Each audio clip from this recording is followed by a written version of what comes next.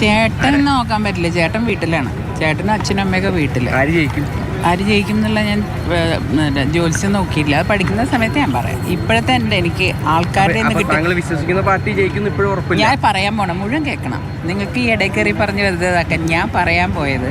ഞാൻ ഇവിടെ പലരോടും സംസാരിച്ചപ്പം സുരേഷ് ഗോപിയാണ് ഒന്നാമത് നിൽക്കുന്നത്. അതും വിചാരിക്കുന്നതിലും കൂടുതൽ മുകളിലാണെന്ന് പറയുന്നത്. ഇവിടെ കള്ളവോട്ട് ആരോപണമൊക്കെ വരുന്നുണ്ടല്ലോ, ആളുകളെ മാറ്റി ചേർത്തുന്നു, കൂടുതൽ വോട്ടുകളൊക്കെ ഇങ്ങോട്ടേക്ക് വരുന്നു എന്നുള്ളതൊക്കെ. അപ്പം അത് സുരേഷ് ഗോപിയെ ജയിപ്പിക്കാൻ വേണ്ടിയുള്ളൊരു പ്രവൃത്തികളുടെ ഭാഗമായാണെന്നാണ് പറയുന്നത്. LDFും UDFും പറയുന്നത് അത് തന്നെയാണ്. അവരെ മാത്രമേ പറയണല്ലോ, എന്താ അവർ മാത്രം BJP പറയുന്നില്ലേ? എൻ്റെ വോട്ട് ഒരിക്കൽ കള്ളവോട്ട് ചെയ്തിട്ടുള്ളതാണ് മാസ്റ്റർ. അത് ഞാൻ കണ്ടുപിടിക്കണം. ഇപ്പം അച്ഛൻ DICയിലേക്ക് മാറിയപ്പോൾ അവരിൽ ഒരാളെ കണ്ടപ്പോൾ ഞാൻ ചോദിക്കുക ആരെൻ്റെ വോട്ട് കള്ളവോട്ട് ചെയ്തത്. അങ്ങനെ ഞാൻ കണ്ടുപിടിച്ചു. എൻ്റെ പിതാവ് DIC പോയപ്പോൾ മനസ്സാക്ഷി അനുസരിച്ച് വോട്ട് ചെയ്തോളം പറഞ്ഞിട്ടുള്ള ഒരാളാണ്. കാരണം ഞാനന്ന് കോൺഗ്രസ്